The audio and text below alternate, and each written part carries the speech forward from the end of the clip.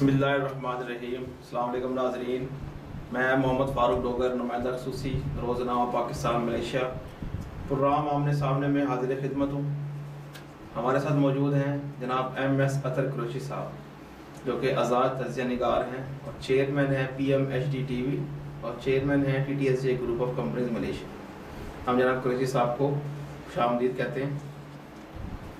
नाज़रीन, आज का जो प्रोग्राम है वो है ज़िमनी इलेक्शन हो रहा है आज NA 75 और PP 51 पाकिस्तान में।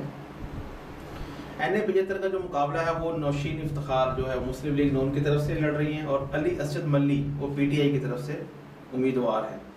जबकि हमारी मालूमात के मुताबिक मुस्लिम लीग नून का जो यहाँ पर पलड़ा जरा भारी है, क्योंकि ये हमेशा से उन्हीं की नशीस रही है। अच्छा, दूसरी जो अहम खबर है वो ये है कि साबिक वज़ीर आज़म जनाब मखदूम यूसुफ रज़ा गिलानी के काग़ज़ात नामज़दगी मंजूर हो गए हैं और परवेज रशीद साहब के नाम मंजूर हो गए हैं। सिर्फ 5,000 रुपये का उनका बिल नहीं पे हुआ था पंजाब हाउस का, जिसकी बुनियाद बनाकर PTI के वकील ने उनके काग़ज़ात नामज़दगी मुस्तरद करवा दी हैं। तो परवेज रशीद साहब, इंतहाई एक मज़ाक़ खेज़ बात है ये कि सिर्फ 5,000 रुपये के बिल की खातिर उनके काग़ज़ात नामज़दगी मुस्तरद हो गए हैं। और फैसल वाडा जो है उनके मंजूर हो गए हैं, रऊफ सदीक की जो MKM के उनके मुस्तरद हो गए। और जो तीसरी अहम खबर है वो है जनाब जहांगीर तरीन साहब फिर अपना जहाज़ लेकर मैदान में आ गए हैं। कल वो फैसलाबाद पहुँचे हैं। जो नाराज़ अरकान है, आपको पता है PTI के 3 अरकान नाराज़ हैं, उनको उन्होंने राम कर लिया है, जिनमें राजा रियाज सर फहरिस्त है और उसके साथ खुरम शहजाद और नवाब शेर वसीर, ये तीनों ही खुल के बोलते थे PTI के जो उनके जो है लीडरशिप के खिलाफ कि हमारे काम नहीं करती, हमारी सुनती नहीं है। तो उन्होंने जाके उनको राम कर लिया हफीज़ शेख साहब के लिए। मेन जो मुकाबला है इस वक्त इस्लामाबाद की नशिस्त है, उस पर मखदूम यूसुफ रज़ा गिलानी और हफीज़ शेख साहब के माबे हैं। तो आज जो है आप कहाँ से स्टार्ट करेंगे? आप ज़िमनी इलेक्शन से स्टार्ट करेंगे या जहांगीर तरीन से स्टार्ट करेंगे? बिस्मिल्लाहिर्रहमानिर्रहीम जी। वरफ़ाना लका ज़िक्रक सदक़ल्लाहुल अज़ीम। अस्सलाम वालेकुम नाज़रीन, उम्मीद है कि आप सब लोग खैरियत से होंगे। आज जुम्मतुल मुबारक का बड़ा बरकतों वाला रहमतों वाला दिन है। अल्लाह तबारक व तआला से दुआ है कि अल्लाह तबारक व तआला आज के इस मुबारक और रजब के इस महीने के जुम्मतुल मुबारक की बरकत से हम सब के गुनाह कबीरा सगीरा माफ़ फरमाए और हमें सिरात मुस्तकीम पे चलने की तौफीक अता फरमाए। सच और हक बात कहने की हमें हिम्मत ताकत पैदा फरमाए और इस पर कायम रहने की इस्तिताअत अता फरमाए। मैं आज बात करूँगा NRO से। जी करें। आपके जो शहजादे हैं जी, जो पाकिस्तान के दूल्हा हैं जी, कौन है वो नियाजी साहब, अच्छा सही है ना, और जो रिकॉर्ड तोड़ है उनकी सारे वादे और बैद, अच्छा, कि मैं NRO नहीं दूंगा, मैं NRO नहीं दिया दूंगा। अच्छा, अब बात ये है कि वो कहते हैं मैं नहीं जी, यहाँ आके वो रुक जाते हैं। अच्छा, सही है ना, जब वो ये कहते हैं ना मैं NRO नहीं दूंगा, तो वो दूंगा वाला लफ्ज जो है ना उस पर वो इस्तिकामत से कायम है और वो NRO देते चले आ रहे हैं। आज का जो NRO उन्होंने दिया है, आपको पता है कि गुलाम मुकाबला जो है सैनेट के अंदर टेक्नोक्रेट की सीट के ऊपर 2 अरकान मुंतखब हो गए। जी जी, वो तो उन्होंने होना था ना, एक PTI के हैं जी, दूसरे मुस्लिम लीग के हैं जी जी, 2 सीटों के ऊपर जो फैसले नताइज जो आ गए हैं, जो हमें इत्तलात आई हैं, जो मौसूल हुई। अच्छा, मजे की बात ये है कि जो कुछ भी हुआ वो तो असल हकायक चीजें सामने है। जो हम तक बातें पहुंची है वो मैं आपको शेयर कर रहा हूँ कि NRO नहीं दूंगा। NRO इस तरह से दिया गया है कि जो PTI ने अपना उम्मीदवार विड्रा किया, किसके मुकाबले से? साबिक सदर के साहबजादे हैं, वो क्या नाम है उनका, तारड़ साहब जो है, उनके सामने से अपना जो आदमी जफर क्या नाम है आजम नजीर तारड़, उनके सामने से अपना उम्मीदवार विड्रा कर लिया। जी सर जी, ये उनके साहबजादे तो नहीं है। अच्छा, उनके तारड़ के नहीं। अच्छा, ये उनके नहीं। अच्छा, मैं समझा तो वही है। बहरहाल जो भी हैं, अब ये तारड़ है। हाँ, सॉरी अत्ता तारड़ है, वो तो भी अभी तो बच्चे हैं, वो भी बच्चे हैं। तो बात ये है कि अब वो किसी के भी साहबजादे हो, ये उम्मीदवार किसका था? मुस्लिम लीग नून का था, सही है। और इसके सामने से उम्मीदवार विड्रा किसने किया? PTI ने अपना उम्मीदवार। تو اس کا کیا مطلب ہے؟ یہ الیکشن ہے یا پھر سلیکشن ہے یا پھر بارگننگ انڈر اینڈ ہو چکی ہے؟ یہ ٹیکنوکریٹ کی سیٹس ہوتی ہیں جی جی، یہ بلا مقابلہ ہی اس نے منتخب ہونا تھا. اس میں ٹیکنوکریٹ کی سیٹ کا یہ فائدہ ہوتا ہے, آپ کو شاید تو بتا میں بالکل طفل مکتب ہوں, مجھے سمجھا دیجیے ذرا, بتا دینا خوب ہے. ہاں جی جی بتائیے. ٹیکنوکریٹ کی جو سیٹ ہے وہ کسی بھی جماعت کی جو عددی کیفیت ہوتی ہے, جیسے ابھی پی ٹی آئی کی سپوز 150 نشستیں ہیں. اچھا اچھا اچھا, تو اس کو ایک سیٹ الاٹ ہو جائے گی. ٹھیک ہے, اس کے لیے ایک منیمم تعداد ہے. اسی طرح مسلم لیگ نون دوسرے نمبر پہ آتی ہے. اچھا اچھا, تو اس کو ایک ٹیکنوکریٹ سیٹ ملی ہے. یہ اس کے علاوہ اور کسی کو ٹیکنوکریٹ سیٹ نہیں مل سکتی. اچھا, تو یہ جو آپ کے جو کاغذات نامزدگی واپس لیے گئے ہیں وہ جنرل نشست تھے. وہ وزیر صاحب نے اگینسٹ جو تھا وہ جو پی ٹی آئی کا امیدوار تھا, وہی بتا دوں نا کون تھا پی ٹی آئی کا امیدوار, اس کا نام بھی بتا دوں نا میں. جی آپ ہی کے چینل کی نیوز کے اندر بھی ہے اور دوسری جیو نیوز کی بھی جو ہے اس کے ہے. وہ امیدوار تھے جناب اطہر اللہ خان, انہوں نے اپنے کاغذات واپس لیے. نہیں, وہ جنرل نشست سے لیے, جنرل نشست سے لیے واپس. بہرحال چاہے جنرل نشست سے لیے چاہے کہیں سے بھی لیے, یعنی ایک جو ہے مسلم لیگ نون کے امیدوار کے سامنے سے آپ کا امیدوار, نہیں وہ تو پی ٹی آئی کا امیدوار جب کاغذات نامزدگی واپس لے لیتا ہے اور وہ منتخب ہو جاتے ہیں, تو اس کا مطلب کیا ہے؟ سر میں آپ کو بتا دیتا ہوں. آج دیکھیں یہ ایک نہیں ہوئے, دو ہوئے. دو جی, دو نہیں, دو ہوئے, دونوں طرف سے. جی ایک تو ٹیکنوکریٹ کی سیٹ تھی پی ٹی آئی کے لیے, جی جی, ایک ٹیکنوکریٹ کی سیٹ تھی مسلم لیگ نون کی. یہ نشستوں کی بیس دونوں ہو گئے بلا مقابلہ. اسی طرح دو خواتین کی مخصوص نشستیں ہوتی ہیں سینیٹ میں. ایک پی ٹی آئی کو ملی ہے ڈاکٹر زرقا کو, دوسری جو ہے سعدیہ عباسی مل گئی مسلم لیگ. یہ جو وڈرا ہوا ہے کس کے سامنے سے؟ جنرل نشست. یہ جنرل نشست میں سے وڈرا ہو گئے اور وہ جنرل نشست میں منتخب ہو گئے. نہیں, وہ ٹیکنوکریٹ میں منتخب ہو گئے. اچھا, تو صرف جنرل نشست سے وڈرا ہونے کا کیا فائدہ ہوا؟ تو وہ اصل میں یہ اصل میں مسئلہ آیا ہے, یہ جو بھی سینیٹر مشاہد اللہ خان صاحب کی جو وفات ہوئی ہے نا, ایک سیٹ ان کے بھی کاغذات نامزدگی جمع تھے, انہوں نے بھی جمع کرائے ہوئے تھے. انہوں نے الیکشن دوبارہ سے لڑا تھا. اچھا اچھا, جنرل نشست پنجاب سے, لیکن اب ان کی وفات ہو گئی تو اس کے لیے پھر انہوں نے جو ہے نا مسلم لیگ نون نے بھی چینج کیے ہیں کچھ. چلیے وہ تو ٹھیک ہے, وہ سلسلہ ہوتا رہا, لیکن یہ انارو ہوا ہے یا نہیں ہوا؟ یہ مسلم لیگ کے خلاف, مسلم لیگ کے اگینسٹ اپنا کینڈیڈیٹ وڈرا کرنا, اس کا مطلب کیا ہے؟ ٹیکنوکریٹ سیٹ میں کوئی بھی سیٹ ہو, کینڈیڈیٹ اس کے سامنے سے ہٹایا یا نہیں ہٹایا؟ اگر ہٹا بھی دیا تو اس میں تو کوئی بڑا مسئلہ نہیں ہے. پھر آپ باتیں پھر الیکشن کا آئے گے, سلیکشن ہے, سب جھوٹ کا پرندہ ہے, وہ تو سیاست جناب علی. الیکشن تو اب ہونے جائے گا, جو بھی کچھ ہوگا. ایک جو چیز سامنے آئی وہ میں نے آپ کے سامنے پیش کر دی. جی اب آپ جو بات کر رہے ہیں جو ضمنی الیکشن کے اندر, تو وہ آج جو ہو رہا ہے NS75 کا اور PS51 کا, PP سوری پنجاب سے PP51 کا, دیکھتے ہیں اس میں کیا ہوگا, کون جیتتا ہے, کون مارکا سب کرتا ہے. ہوتا تو یہی آیا کہ جس کی لاٹھی اس کی بیس. تو وہ ابھی یہ بیسیکلی سیالکوٹ کے نزدیک علاقہ ہے, یہاں پر ڈسکا میں وہی صورتحال ہوگی جو سندھ میں ہوئی تھی. چلیے آگے بڑھیے. آپ کیسے کہہ سکتی ہیں وہی ہوگی نا بس صورتحال. لیکن میرے حساب سے تو یہ مسلم لیگ نون سیٹ اگر مسلم لیگ نکال لیتی ہے تو پھر آپ شفاف سمجھیں گے. نہیں, شفاف پھر بھی نہیں ہوں گے. الیکشن کمیشن کے جو رولز اور ریگولیشن بنے ہوئے ہیں اس پر اگر 100% عمل درآمد ہو جاتا ہے تو ہم یہ کہیں گے کہ ہمارے ہاں الیکشن شفاف ہوئے ہیں. اور جب 100% نہیں, اگر 70-80% بھی اگر ہو جاتا ہے عمل درآمد, تو ہم کہتے ہیں شفاف ہوئے. یہاں تو 40% بھی نہیں ہو پاتا.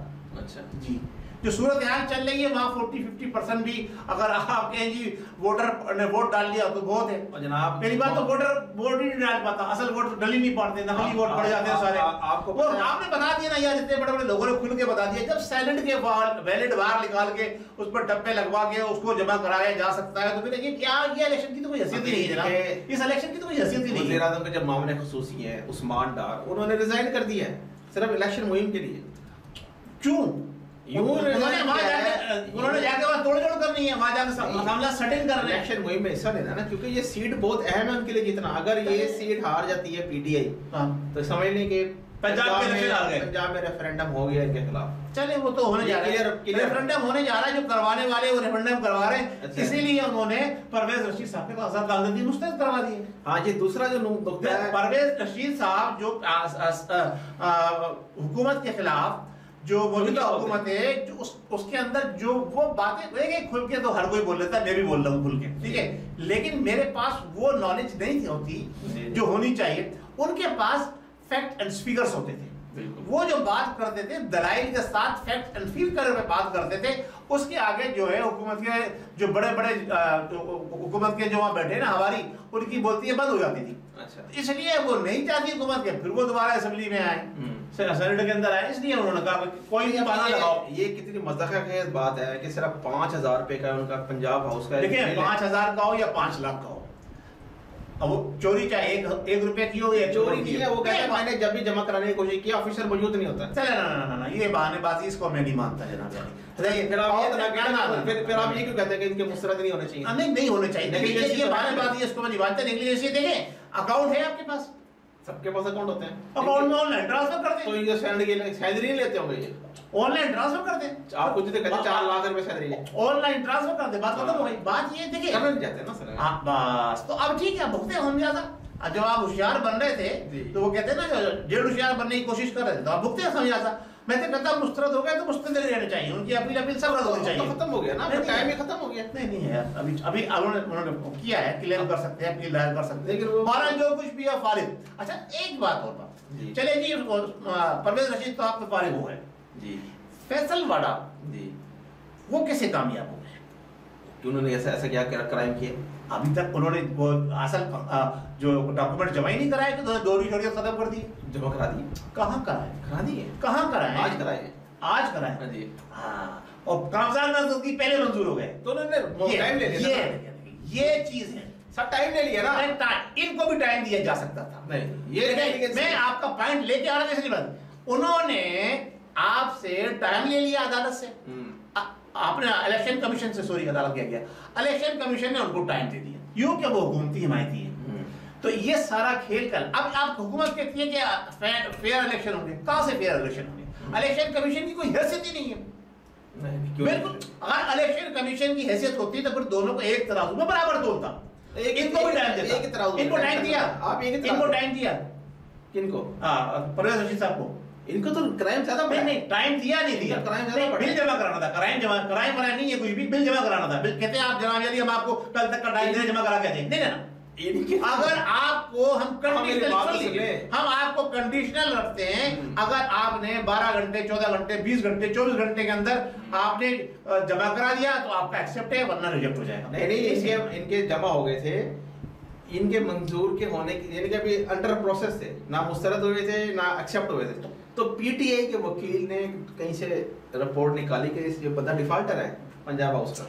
وہ ٹھیک ہے, وہ ڈیفالٹر 5,000 کا ہے, 5 لاکھ کا ہے. ڈیفالٹر از ڈیفالٹر, میں خود کہہ رہا ہوں نا. یوسف کو کیوں نااہل کیا تھا ڈیفالٹر؟ وہی میں عرض کر رہا ہوں کہ جب آپ نے ایک شخص کو ٹائم دیا ہے, چاہے کسی بھی کام کے لیے ٹائم دیا ہے, اسی الیکشن کے لیے, اسی سیٹ کے لیے, وہ بھی سینیٹ کی سیٹ ہے, یہ بھی سینیٹ کی سیٹ ہے, تو آپ نے دوسرے کو ٹائم دیا, اس کو آپ ریٹ کیا. یہ آپ الیکشن کمیشن کا دورہ میں آ رہے ہیں.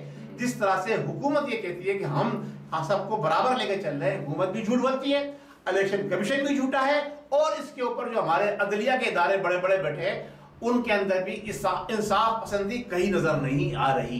وہ بھی سپورٹر ہیں اس وقت حکومت کے.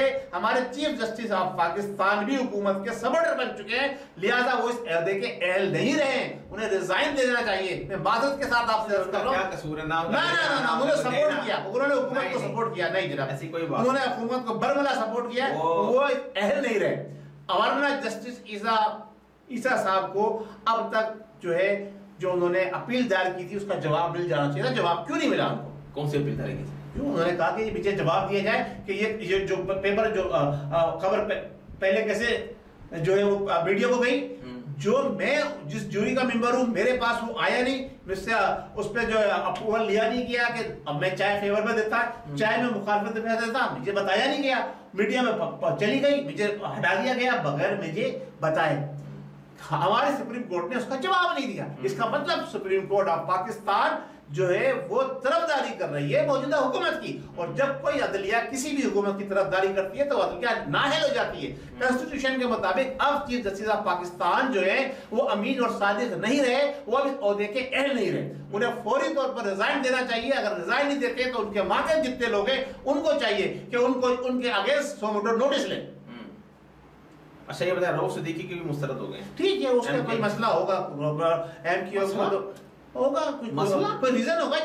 बल्दिया टाउन का बड़ा मेन मुजरिम रहा है, ये बरी हुआ है ना, पता नहीं क्या वो तो बरी हो गया, आप ही कहते हैं जब बरी हो गया तो फिर तो उसके कागजात रिजल्ट नहीं होने चाहिए थे। नहीं मुजरिम है ना, ये मुजरिम रह चुका है ना, तो इसमें जितने एक्सेप्ट हुए वो कितने कौन मुजरिम नहीं रहे, फौजदारी केस में रहा है ना, दहशतगर्दी। इमरान खान भी जेल में रहे जनाब, वो भी मुजरिम रहे, वो भी उसी भी हवाले से रहे, जेल में रहे। इमरान नियाजी साहब भी जेल में रहे, मुस्तरद गिलानी तकरीबन 3 साल जेल रहा, सबको फारिग करे, वो जो सबको फारिग करे, सबको फारिग करे, जो दवाई ऐसे लोगों को निकाल के लाए जिनके खिलाफ कभी कोई जायज और नाजायज मुकदमा दायर नहीं हुआ, तो आपको पाकिस्तान की तारीख में कोई नहीं मिलेगा। पाकिस्तान की तारीख में आपको पाकिस्तान की तारीख में नहीं मिलेगा कोई आपको ऐसा कोई शख्स जो दूध का दुला हो, जिसके खिलाफ जो सियासी लीडर हो, जिसके खिलाफ कोई मुकदमा दायर नहीं हुआ हो, वो आपको शायद एक ही, मेरी नजर में तो एक ही था, मेरी बात सुन, मेरी नजर में एक ही था जो इस दुनिया में नहीं रहा, एक ऐसा सियासी लीडर पाकिस्तान की हिस्ट्री में गुजरा है। सुन लीजिए, एक ऐसा सियासी लीडर पाकिस्तान की हिस्ट्री में गुजरा है, सियासी मजहबी रहनुमा कि जिसके खिलाफ कभी किसी अदालत में कोई मुकदमा दायर नहीं हुआ। वो नाम था कायदे मिल्लत इस्लामिया हाफिजुल कारी अशाह अहमद नूरानी सिद्दीकी रहमतुल्लाह अलैह, जो कि मुत्तहिदा मजलिस अमल के चेयरमैन भी रहे थे। उसके अलावा मेरी नजर में नहीं कोई गुजरा ऐसा शख्स कि जो सियासी भी हो, मजहबी भी रहनुमा हो और उसके खिलाफ पर्चे ना कटे हो। तो ये तो अब कहां से लेकर आएंगे? अब ये जो फैसले कर रहे हैं ये सब जानिबदारी फैसले हो रहे हैं, और जो नियाजी साहब बार बार कह रहे हैं ना कि हम सेनेट के इलेक्शन के बाद बताएंगे, तो वो तैयारी करके सब आए हुए, उनको सपोर्टिंग करने वाले सपोर्ट कर रहे हैं।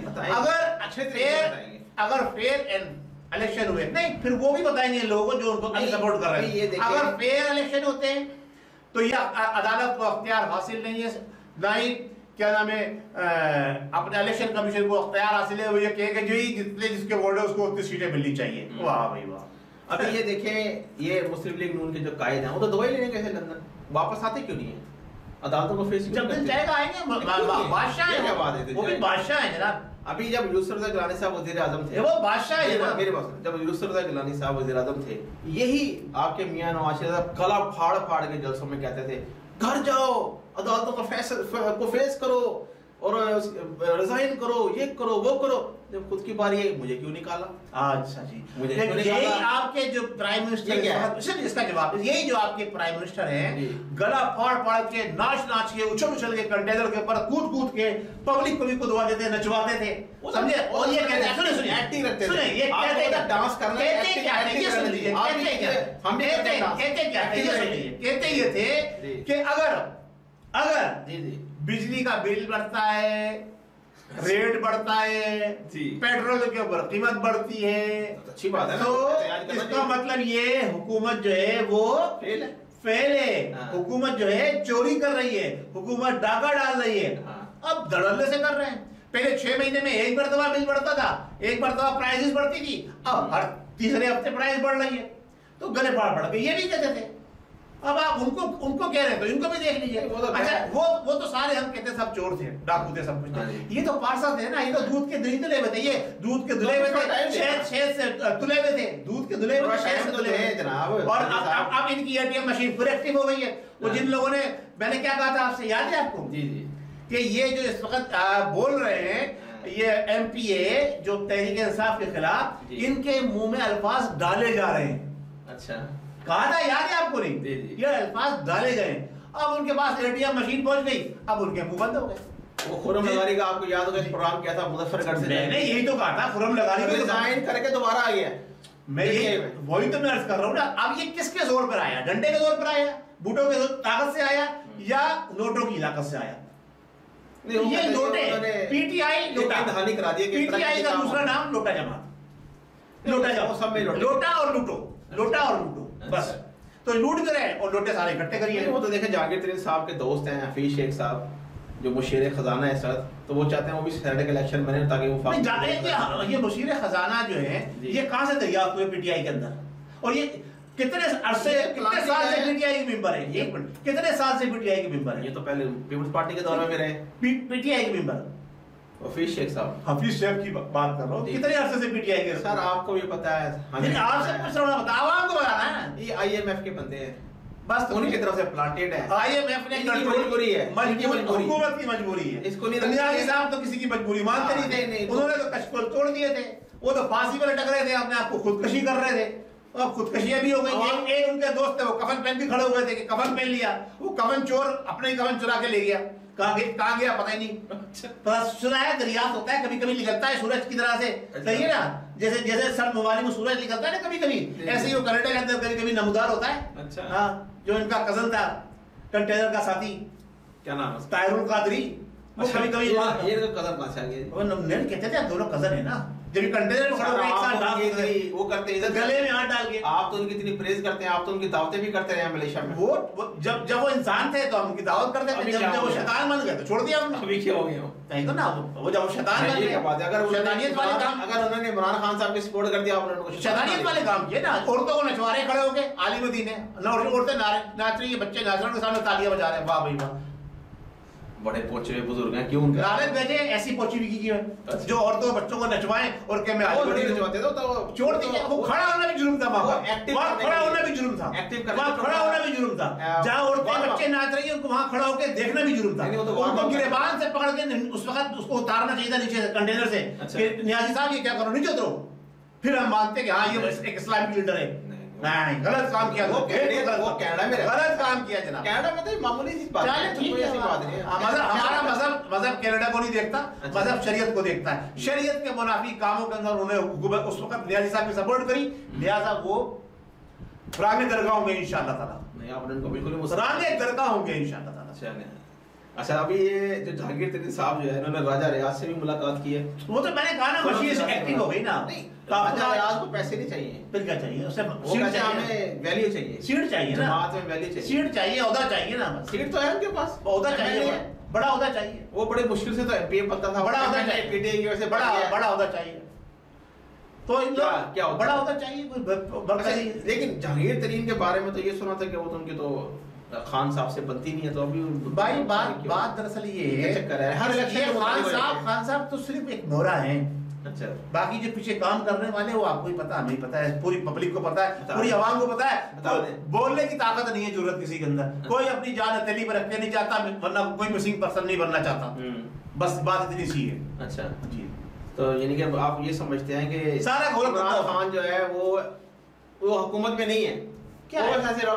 वो उसका काम है कुत्तों को खिलाना, कुत्तों को नहलाना, कुत्तों को प्यार करना, कुत्तों की मालिश करना, कुत्तों के साथ लेटना, कुत्तों के साथ सोना, बाकी काम क्या सब। लेकिन वो ये जो पागड़ बिल्लों में भी तो रगड़ा फेर रहा है ना, पागड़ बिल्लों को रगड़ा जब फेर देगा तो हम मान जाएंगे, अभी चेक तो नहीं कर रही है, ठीक है, अभी तो देखो इलेक्शन के बाद पता चलेगा, दूध का दूध पानी का पानी हो जाएगा। इलेक्शन में पीटे जीत चुकी है, तो इसका मतलब जब आपने एडवांस बता दिया, इसका मतलब ये है कि गेम हो चुका है। गेम क्या हो चुका है, वो सिलेक्शन हो चुका है, अक्सरियत में चलिए ठीक है, सिलेक्शन भी देख लेंगे क्या होता है। सिलेक्शन तो ना कहना सर, इलेक्शन कमीशन ना है इलेक्शन कमीशन के तहत जो भी अब तक पोलिंग होती रही है माजी में, और या इसी इलेक्शन कमीशन और इसी रूल्स एंड रेगुलेशन के तहत जो होती रहेगी, उसका मतलब ये है कि वो इलेक्शन नहीं। चले ठीक होगा जी नाजरीन, उम्मीद है आज का प्रोग्राम आप लोगों को पसंद आया होगा। अगले प्रोग्राम तक के लिए मुझे मोहम्मद फारूक डोगर और जनाब MS अतर कुरैशी साहब को इजाज़त दीजिए। अल्लाह हमारा हमें नासिर।